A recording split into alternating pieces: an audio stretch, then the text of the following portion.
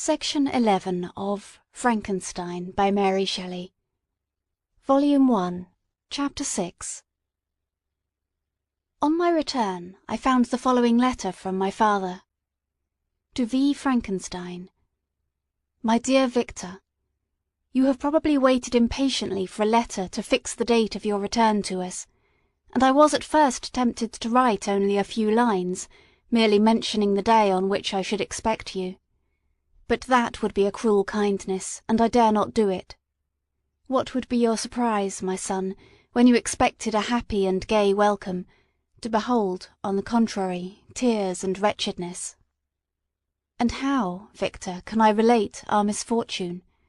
Absence cannot have rendered you callous to our joys and griefs, and how shall I inflict pain on an absent child? I wish to prepare you for the woeful news, but I know it is impossible. Even now your eye skims over the page, to seek the words which are to convey to you the horrible tidings. William is dead. That sweet child, whose smiles delighted and warmed my heart, who was so gentle yet so gay. Victor, he is murdered. I will not attempt to console you, but will simply relate the circumstances of the transaction. Last Thursday, May 7th, I, my niece, and your two brothers went to walk in Plain Palais. The evening was warm and serene, and we prolonged our walk farther than usual. It was already dusk before we thought of returning, and then we discovered that William and Ernest, who had gone on before, were not to be found. We accordingly rested on a seat until they should return. Presently Ernest came, and inquired if we had seen his brother. He said that they had been playing together, that William had run away to hide himself, and that he vainly sought for him, and afterwards waited for him a long time, but that he did not return. This account rather alarmed us, and we continued to search for him until night fell, when Elizabeth conjectured that he might have returned to the house. He was not there. We returned again, with torches, for I could not rest when I thought that my sweet boy had lost himself, and was exposed to all the damps and dews of night. Elizabeth also suffered extreme anguish. About 5 in the morning I discovered my lovely boy, whom the night before I had seen blooming and active in health, stretched on the grass, livid and motionless. The print of the murderer's finger was on his neck. He was conveyed home, and the anguish that was visible in my countenance betrayed the secret to Elizabeth. She was very earnest to see the corpse.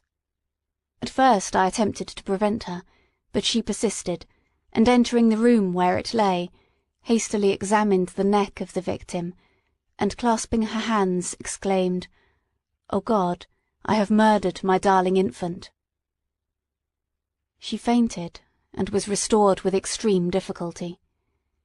When she again lived, it was only to weep and sigh. She told me that that same evening William had teased her to let him wear a very valuable miniature that she possessed of your mother. This picture is gone, and was doubtless the temptation which urged the murderer to the deed. We have no trace of him at present, although our exertions to discover him are unremitted, but they will not restore my beloved William. Come, dearest Victor, you alone can console Elizabeth. She weeps continually, and accuses herself unjustly as to the cause of his death. Her words pierce my heart. We are all unhappy, but will not that be an additional motive for you, my son, to return and be our comforter? Your dear mother. Alas, Victor, I now say, thank God she did not live to witness the cruel, miserable death of her youngest darling. Come, Victor, not brooding thoughts of vengeance against the assassin, but with feelings of peace and gentleness, that will heal, instead of festering the wounds of our minds. Enter the house of mourning, my friend, but with kindness and affection for those who love you, and not with hatred for your enemies. Your affectionate and afflicted father, Alphonse Frankenstein. Geneva, May 12, 17 ___. Clerval, who had watched my countenance as I read this letter, was surprised to observe the despair that succeeded to the joy I at first expressed on receiving news from my friends. I threw the letter on the table and covered my face with my hands. "My dear Frankenstein," exclaimed Henry, when he perceived me weep with bitterness, "are you always to be unhappy? My dear friend, what has happened?" I motioned to him to take up the letter, while I walked up and down the room in the extremest agitation. Tears also gushed from the eyes of Clerval, as he read the account of my misfortune. "I can offer you no consolation, my friend," said he. "Your disaster is irreparable. What do you intend to do?" "To go instantly to Geneva. Come with me, Henry, to order the horses." During our walk, Clerval endeavoured to raise my spirits. He did not do this by common topics of consolation, but by exhibiting the truest sympathy. "Poor William," said he, "that dear child, he now sleeps with his angel mother. His friends mourn and weep, but he is at rest. He does not now feel the murderer's grasp. A sod covers his gentle form, and he knows no pain. He can no longer be a fit subject for pity. The survivors are the greatest sufferers, and for them time is the only consolation. Those maxims of the Stoics, that death was no evil, and that the mind of man ought to be superior to despair on the eternal absence of a beloved object, ought not to be urged. Even Cato wept over the dead body of his brother." Clerval spoke thus as we hurried through the streets. The words impressed themselves on my mind, and I remembered them afterwards in solitude. But now, as soon as the horses arrived, I hurried into a cabriole, and bade farewell to my friend. My journey was very melancholy. At first I wished to hurry on, for I longed to console and sympathise with my loved and sorrowing friends. But when I drew near my native town, I slackened my progress. I could hardly sustain the multitude of feelings that crowded into my mind. I passed through scenes familiar to my youth, but which I had not seen for nearly 6 years. How altered everything might be during that time! One sudden and desolating change had taken place, but 1,000 little circumstances might have by degrees worked other alterations, which, although they were done more tranquilly, might not be the less decisive. Fear overcame me. I dared not advance, dreading 1,000 nameless evils that made me tremble, although I was unable to define them.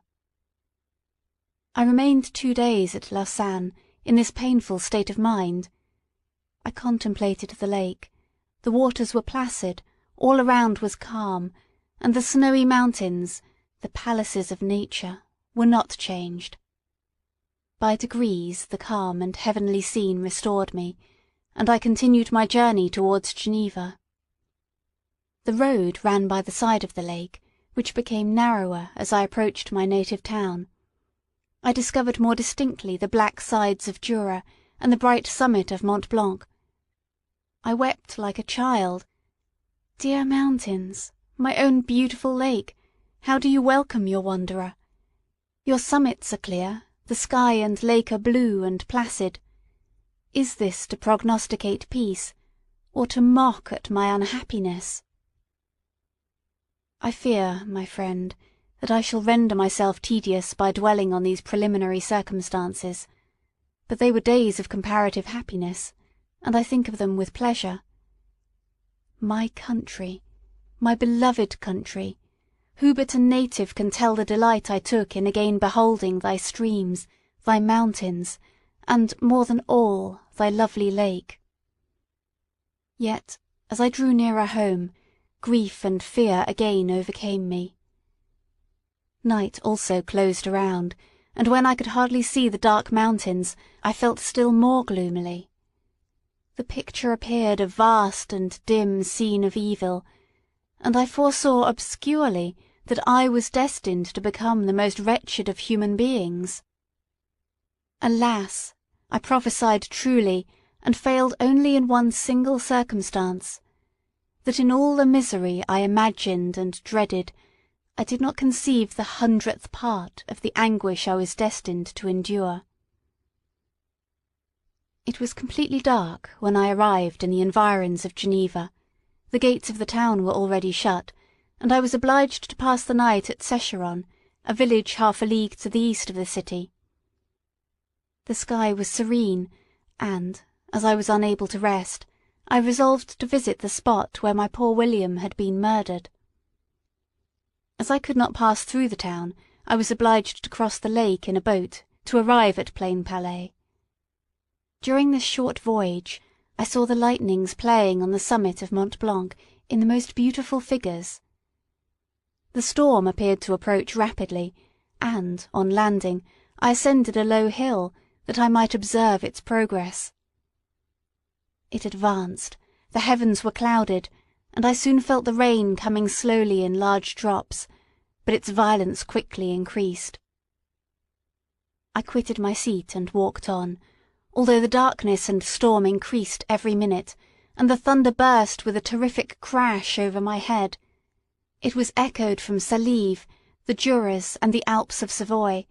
Vivid flashes of lightning dazzled my eyes, illuminating the lake, making it appear like a vast sheet of fire. Then for an instant everything seemed of a pitchy darkness, until the eye recovered itself from the preceding flash. The storm, as is often the case in Switzerland, appeared at once in various parts of the heavens.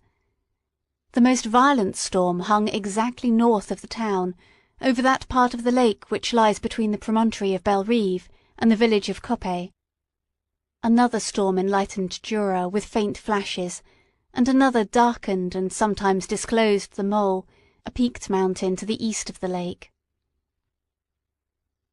While I watched the storm, so beautiful yet terrific, I wandered on with a hasty step. This noble war in the sky elevated my spirits. I clasped my hands and exclaimed aloud, "William, dear angel, this is thy funeral, this thy dirge." As I said these words, I perceived in the gloom a figure which stole from behind a clump of trees near me. I stood fixed, gazing intently. I could not be mistaken. A flash of lightning illuminated the object, and discovered its shape plainly to me. Its gigantic stature, and the deformity of its aspect, more hideous than belongs to humanity, instantly informed me that it was the wretch, the filthy demon to whom I had given life. What did he there? Could he be, I shuddered at the conception, the murderer of my brother? No sooner did that idea cross my imagination than I became convinced of its truth. My teeth chattered, and I was forced to lean against a tree for support. The figure passed me quickly, and I lost it in the gloom. Nothing in human shape could have destroyed that fair child. He was the murderer. I could not doubt it. The mere presence of the idea was an irresistible proof of the fact. I thought of pursuing the devil, but it would have been in vain, for another flash discovered him to me, hanging among the rocks of the nearly perpendicular ascent of Mont Salive, a hill that bounds Plainpalais on the south. He soon reached the summit, and disappeared. I remained motionless. The thunder ceased, but the rain still continued, and the scene was enveloped in an impenetrable darkness. I revolved in my mind the events which I had until now sought to forget, the whole train of my progress towards the creation, the appearance of the work of my own hands alive at my bedside, its departure.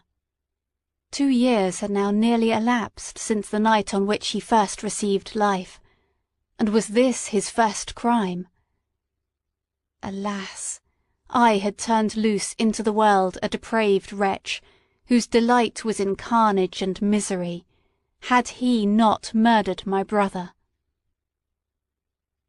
No one can conceive the anguish I suffered during the remainder of the night, which I spent cold and wet in the open air.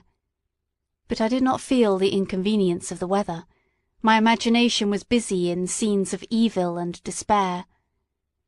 I considered the being whom I had cast among mankind, and endowed with the will and power to effect purposes of horror, such as the deed which he had now done, nearly in the light of my own vampire, my own spirit let loose from the grave, and forced to destroy all that was dear to me. Day dawned, and I directed my steps towards the town. The gates were open, and I hastened to my father's house. My first thought was to discover what I knew of the murderer, and cause instant pursuit to be made. But I paused when I reflected on the story that I had to tell. A being, whom I myself had formed and endued with life, had met me at midnight among the precipices of an inaccessible mountain.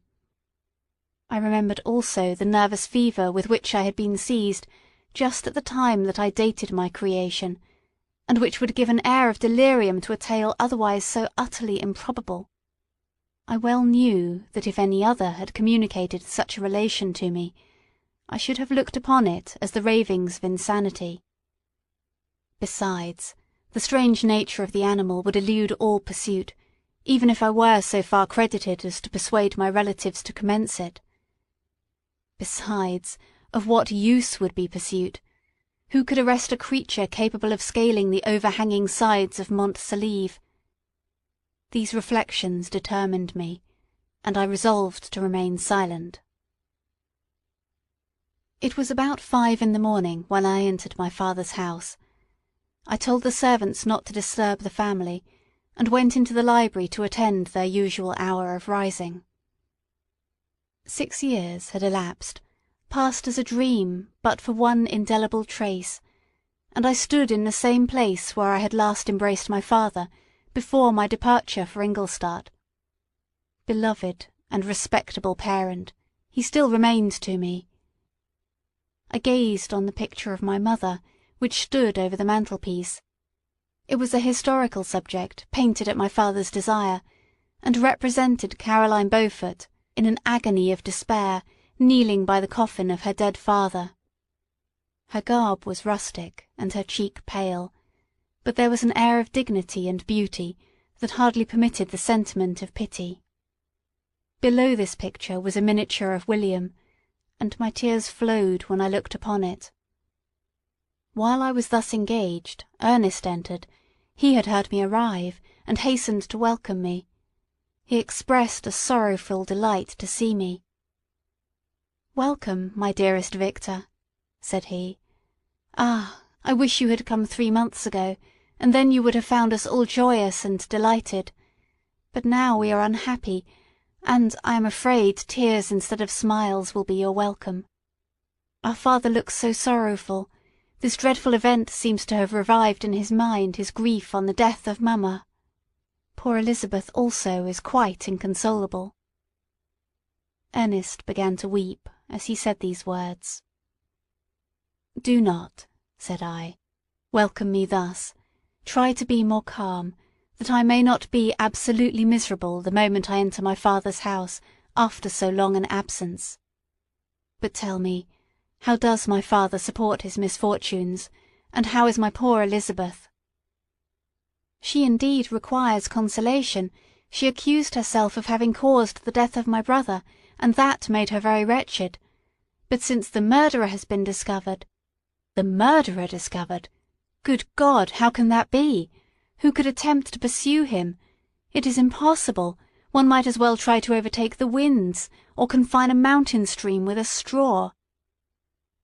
"I do not know what you mean, but we were all very unhappy when she was discovered. No one would believe it at first, and even now Elizabeth will not be convinced, notwithstanding all the evidence. Indeed, who would credit that Justine Moritz, who was so amiable and fond of all the family, could all at once become so extremely wicked?" "Justine Moritz? Poor, poor girl! Is she the accused? But it is wrongfully. Every one knows that. No one believes it, surely, Ernest?" "No one did at first, but several circumstances came out that have almost forced conviction upon us, and her own behaviour has been so confused as to add to the evidence of facts a weight that, I fear, leaves no hope for doubt. But she will be tried to-day, and you will then hear all." He related that, the morning on which the murder of poor William had been discovered, Justine had been taken ill, and confined to her bed, and, after several days, one of the servants, happening to examine the apparel she had worn on the night of the murder, had discovered in her pocket the picture of my mother, which had been judged to be the temptation of the murderer. The servant instantly showed it to one of the others, who, without saying a word to any of the family, went to a magistrate, and upon their deposition Justine was apprehended. On being charged with the fact, the poor girl confirmed the suspicion in a great measure by her extreme confusion of manner. This was a strange tale, but it did not shake my faith, and I replied earnestly, "You are all mistaken. I know the murderer. Justine, poor, good Justine, is innocent." At that instant my father entered. I saw unhappiness deeply impressed on his countenance, but he endeavoured to welcome me cheerfully, and, after we had exchanged our mournful greeting, would have introduced some other topic than that of our disaster, had not Ernest exclaimed, "Good God, Papa! Victor says that he knows who was the murderer of poor William." "We do also, unfortunately," replied my father, "for indeed I had rather have been for ever ignorant than have discovered so much depravity and ingratitude in one I valued so highly."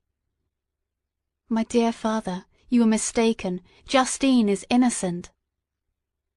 "If she is, God forbid that she should suffer as guilty. She is to be tried to-day, and I hope, I sincerely hope, that she will be acquitted." This speech calmed me. I was firmly convinced in my own mind that Justine, and indeed every human being, was guiltless of this murder. I had no fear, therefore, that any circumstantial evidence could be brought forward strong enough to convict her, and, in this assurance, I calmed myself, expecting the trial with eagerness, but without prognosticating an evil result. We were soon joined by Elizabeth. Time had made great alterations in her form since I had last beheld her. 6 years before she had been a pretty, good-humoured girl, whom everyone loved and caressed. She was now a woman in stature and expression of countenance, which was uncommonly lovely. An open and capacious forehead gave indications of a good understanding, joined to great frankness of disposition. Her eyes were hazel, and expressive of mildness, now through recent affliction allied to sadness. Her hair was of a rich dark auburn, her complexion fair, and her figure slight and graceful. She welcomed me with the greatest affection. "Your arrival, my dear cousin," said she, "fills me with hope. You will perhaps find some means to justify my poor guiltless Justine. Alas!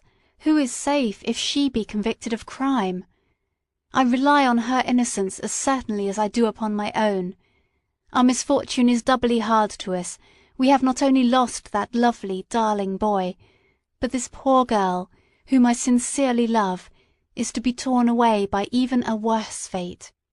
If she is condemned, I never shall know joy more. But she will not be, I am sure she will not, and then I shall be happy again, even after the sad death of my little William." "She is innocent, my Elizabeth," said I, "and that shall be proved. Fear nothing, but let your spirits be cheered by the assurance of her acquittal." "How kind you are! Everyone else believes in her guilt, and that made me wretched, for I knew that it was impossible, and to see everyone else prejudiced in so deadly a manner rendered me hopeless and despairing." She wept. "Sweet niece," said my father, "dry your tears. If she is, as you believe, innocent, rely on the justice of our judges, and the activity with which I shall prevent the slightest shadow of partiality." Section 11.